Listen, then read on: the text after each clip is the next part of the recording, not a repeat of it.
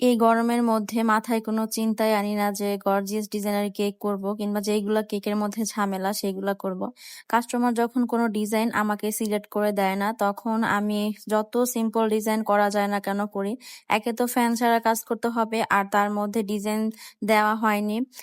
এই দুইটা হচ্ছে খুবই প্যারার বিষয়। তো আমরা কেক বেকাররা যে কি পরিমাণে কষ্ট করে গরমের মধ্যে কেক বানাই একমাত্র আমরাই জানি। কেক বেকাররা ছাড়া একজন কেক বেকারের কষ্ট কেউ কখনোই বুঝবে না। এই কেকটা ছিল 1 পাউন্ডের একটা কেক। তো আমার কাছে অর্ডার করা হয়, আর কোনো ডিজাইন দেওয়া হয় না। আগের দিন যদি আমার কাছে কোনো অর্ডার থাকতো তাহলে আমি চেষ্টা করতাম যে না, কেক গুলো বানিয়ে তারপর হচ্ছে আগের দিন বানিয়ে পরের দিন ডেকোরেশন করে ডেলিভারি দিব। কিন্তু সেদিনকার অর্ডার গুলা সকাল 8টা থেকে শুরু হয়। 8টার দিকে আমার ফ্রেন্ড আমাকে ফোন করে বলে যে আমার একটা কেক লাগবে। তারপর আমার এক আপু আমাকে ফোন করে বলে যে তার একটা কেক লাগবে। তার কিছুক্ষণ পর দুপুরের মধ্যে আরেকজন আপু আমাকে ফোন দিয়ে বলে তার কেক লাগবে। তো উনি বলল যে রাত 12টার দিকে কেকটা কাটবে। তো হ্যাঁ, কেকটা 12টার আগে দিলেও কোনো প্রবলেম নাই। আর সেদিন এই কেকগুলো আমি আমার মতো করে ডেকোরেশন করেছি। এই হচ্ছে একটা প্যারা। এর মধ্যে ছিল না কারেন্ট। কি যে একটা নাজেহাল অবস্থার, এত বেশি গরম।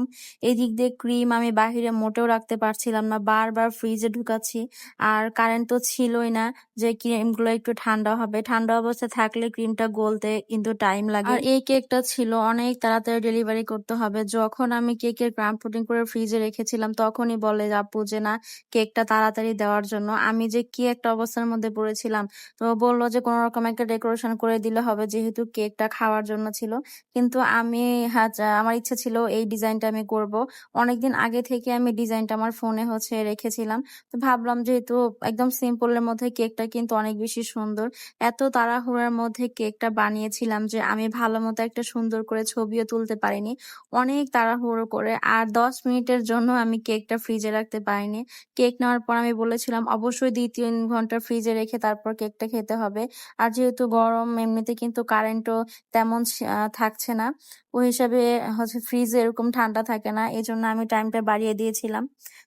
আর কিছু কথা বলবো যে এই গরমের মধ্যে যে কাস্টমার আমার কাছে কেক নিয়ে থাকেন কিংবা দূরে ডেলিভারি নেন, তারা কিন্তু কেকটা নেওয়ার পর অবশ্যই ফ্রিজে রেখে তারপর কেকটা খাবেন। এই ফ্রিজে রাখা নিয়ে হচ্ছে আমার একটা কথা মনে পড়ে গেল।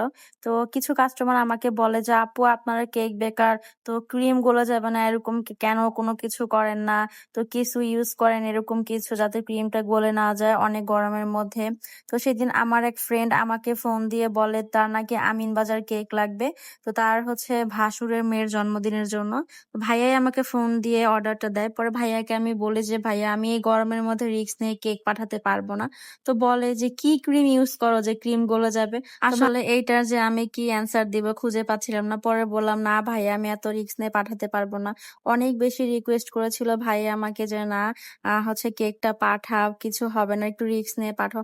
পরে আমি ভাইয়াকে বলে দেই যে না, কেকটা আপনি নিবেন ভালো একটা দিনের জন্য, তো দিনটা যদি নষ্ট হয়ে যায় আর কেকের ক্রিমটা যদি গলে যায় তো তখন আমি কিন্তু কিছু করতে পারবো না।